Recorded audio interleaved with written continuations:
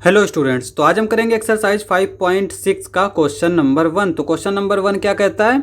Name the types of the following triangles. यहाँ पर ये हमारे ट्राइंगल्स दे रखे हैं और हमें इनके टाइप्स बताने हैं कि ये किस टाइप के ट्राइंगल होंगे। तो यहाँ पे सिर्फ हमें टाइप्स लिखना है, ना हमें ट्राइंगल बनाना है और ना ही इसका मेजरमेंट लिखना है। सिर्फ हमें टाइप लिखना है पहचान के। तो यहाँ पे ए वाला पार्ट क्या कहता है? Triangle with length of sides 7, 8, 9। यानी एक ऐसा ट्राइंगल जिसकी साइड्स क्या हो, 7 हो, 8 हो, 9 हो, तो वो हमारा ट्राइंगल किस टाइप का होगा, यानी उसका नाम क्या होगा।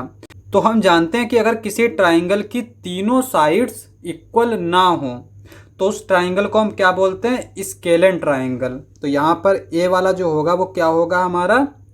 Scalene triangle.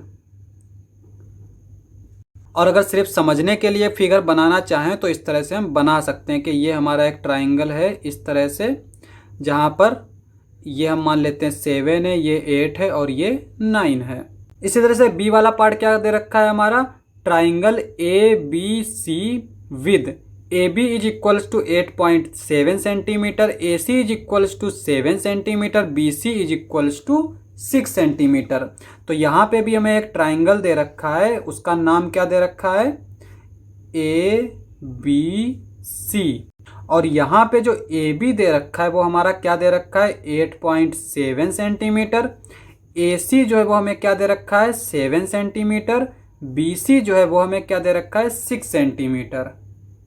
अब यहाँ पे भी हम देख सकते हैं कि तीनों साइड्स क्या है हमारी? डिफरेंट हैं, कोई भी साइड इक्वल नहीं है। तो ऐसे ट्राइंगल को भी हम क्या बोलेंगे? Scalene triangle. अब हम सी वाला पार्ट देख लेते हैं। सी वाला पार्ट क्या कहता है? Triangle P Q R such that P Q is equals to Q R is equals to P R is equals to 5 centimetre. यानी एक ऐसा ट्राइंगल जिसकी सारी साइड्स क्या हों? इक्वल हों। तो उस ट्राइंगल को हम क्या बोलेंगे?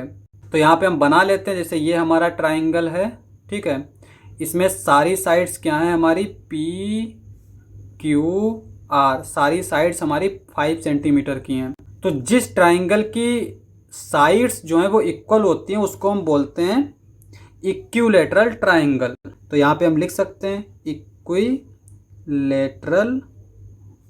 ट्राइंगल।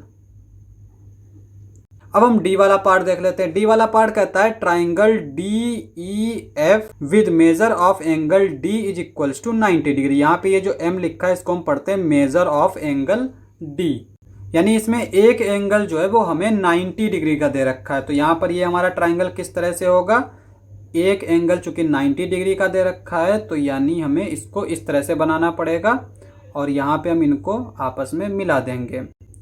और एंगल जो 90 डिग्री है उसका क्या नाम है? डी। तो ये हमारा डी होगा 90 डिग्री का।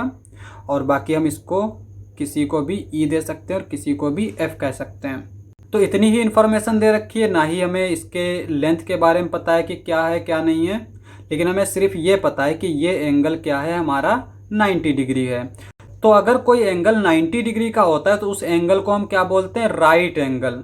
लेकिन अगर वो एंगल ट्राइंगल में दे रखा हो तो हम उसको बोलते हैं राइट एंगल ट्राइंगल। उसके आगे सिर्फ ट्राइंगल लगा देंगे। तो यहाँ पे डी वाला जो है उसका नाम क्या हो जाएगा हमारा? वो किस टाइप का होगा?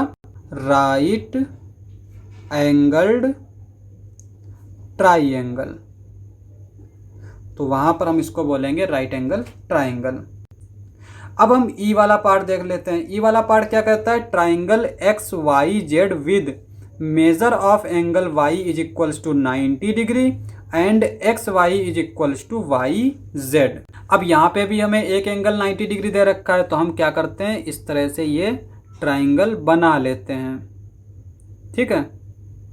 और यहाँ पे एंगल y जो है वो 90 डिग्री दे रखा है तो यहाँ पे हम इसको y लिखेंगे और यहाँ पे ये 90 डिग्री।